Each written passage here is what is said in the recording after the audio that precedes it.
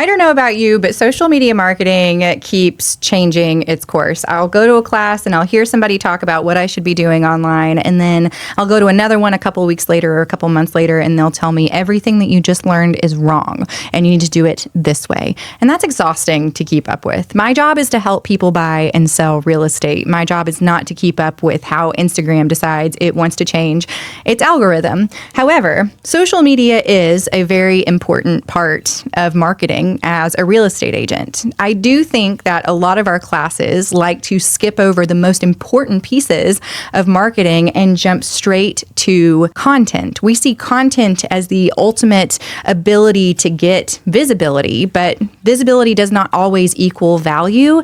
And that's where I think a lot of agents get a little bit backwards. If you've ever watched an agent online as they're sharing their marketing strategies, or they're, having their seller consultation and they say, I have the best marketing strategy for you to get the most amount of visibility. A lot of times I wonder, what is that strategy? Do you really have a strategy? And if the strategy is that I'm posting on Instagram and getting loads of views on that, that's not a strategy to help sell a house. That's a strategy to help market a real estate agent. So what do we need to do? We really need to figure out what marketing is. And marketing is your ability to create, communicate, and deliver value. So what is it that you do? Who is it that you serve? How do you share with them really well what it is that you do to help them? And then do you actually follow through on what you promise?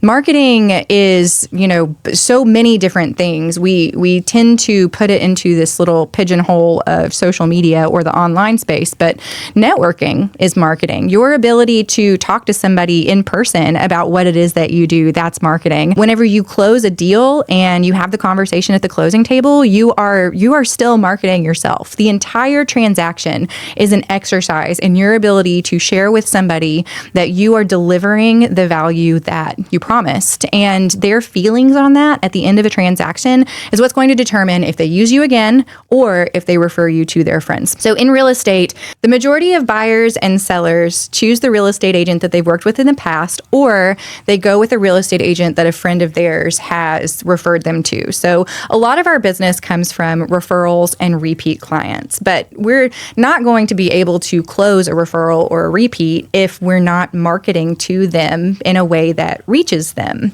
Social media is the number one lead gen source for real estate agents today. And social media, having clients online who are still following you after a transaction has closed, that social media is a touch point so that they can come back to you. They're not going to remember you if you're not talking to them. Social media is the number one, followed by your CRM, your database.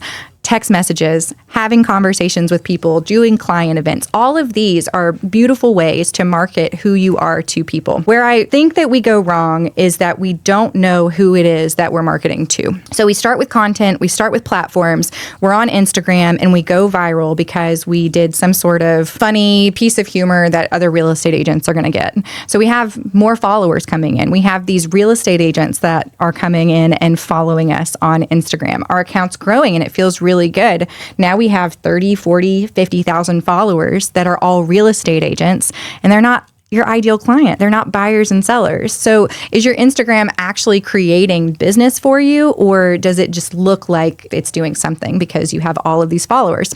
And you could argue that you're trying to grow a referral pipeline, but are you intentionally creating a referral pipeline? Are you posting in such a way that doesn't just bring people in for the laughs and to copy what you're doing online? Or are you bringing them in so that they say, you know what? Yeah, you're right. I do have somebody moving to Tennessee and I want to call this person. Understanding who it is that you're talking to and what it is that they want is so important. None of these platforms are ours. You are building a brand on rented land.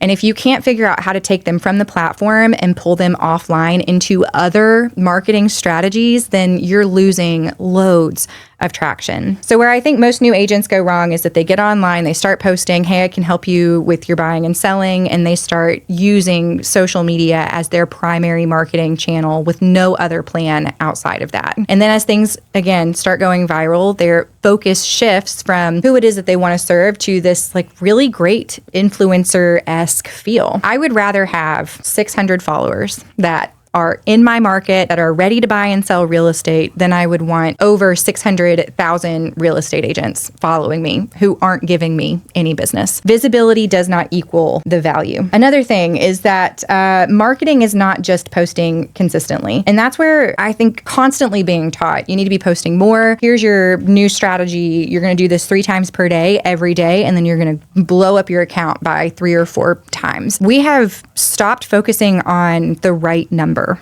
Blowing our account up 3 to 4 times, again, is that something that's actually increasing my business? Do I need to be posting something that increases my follower count, or do I want to be posting something that increases my ability to reach people who can actually use me today? Digging into what the client's problem is going to be the number one way that you resolve this. If you look at the people that you have served in the past and start writing down, it's a single mom with 2 kids. It's a young family. They've already bought their first house. They're moving up to their second house, and so on and so forth. You list out everything that all of your prior clients have done and start finding some commonalities.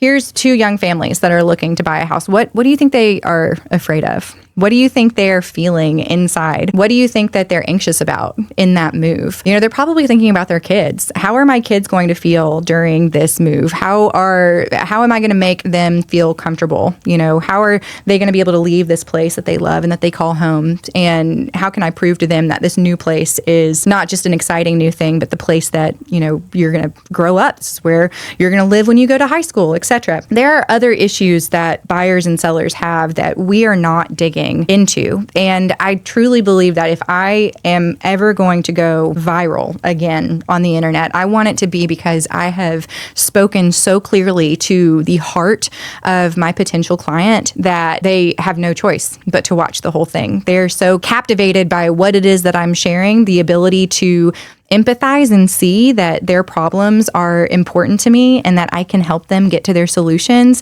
that they like and share with their friends, that when they think about moving to Tennessee, they think about me, that when they think about moving at all, they think about me. I'm happy to help anybody, no matter what state that they're in. But posting constantly cannot be the answer. Chasing trends cannot be the answer. Participating in trends, absolutely, that's fun. But chasing the trend so that you can have this, elevated follower count so that you can prove to somebody, probably yourself, that you're doing something, that is not, that's never going to be effective. You have to choose the person before the platform. So no matter what platform you use, whether it's email marketing, whether it's a social media channel, whether it's a networking event or, some sort of client function or event, you have to pick the person. You have to be there for that human being.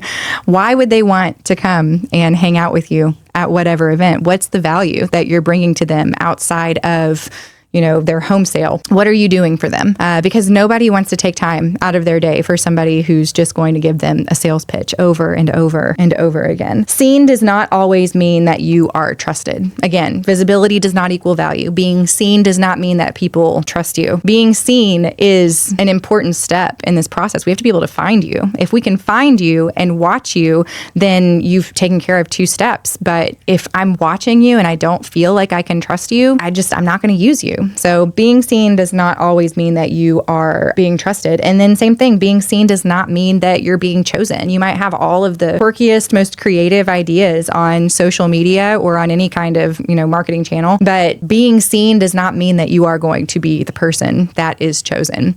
I think a lot of times, especially whenever it comes to this more visible marketing strategies, we have to humble ourselves a little bit. Like, this is not performative marketing. This is still person to person. The idea here is to cultivate these relationships and give people the opportunity to respond and ask more questions and feel like, you're somebody that they can reach out to for the help that they are looking for. I say all of this to say that true marketing defines a very clear audience. You have your audience, you have a very clear problem, you have a very clear message, and you have a very clear next step. If what you're posting feels sporadic, but you're posting a lot, then just stop. Just stop doing it. You're going to drive yourself crazy. You're going to to lose all of the joy in the process. And I promise you, whenever you dig into who it is that you serve and how it is that you help them, you're going to be able to get a lot of joy out of what it is that you're doing and sharing online. There is nothing I love more than sharing something that resonates so deeply with somebody that they reach out to say, hey, that's totally a situation that I've dealt with. I have been in this before. This is the experience that I had. And I can have that conversation with them, whether it leads to a sale or not. I think it is the kind of response that I know is happening for more than just that one person. You know, you see, like when you're making bread, you have the yeast and you have the little bubbles at the top as it's blooming. But you know, like 1 or 2 bubbles at the top, that's an indicator that there's a lot of things happening below the surface. And if I only have 1 or 2 people, or if I have 1 or 2 people that are sharing with me, hey, this resonated with me, I know that there's a lot of other people that it connected with as well. And the more that I share, the more likely those people are going to bloom into whatever happy-go relationship we're going to have. I hope this was helpful for you. I was a little all over the place, but I think that this is something that has been on my mind and heart a lot lately. I'm sure over time I will organize my thoughts better so that I can share it in more clear ways. But I think if you take one thing away from this, it's that your marketing strategy doesn't just need to be pretty words on a piece of paper. You really do need to dig into what it is that is working, what works for you, what works for your clients, and don't tell somebody that you have a marketing strategy if you don't have a marketing strategy. I'll see you next week.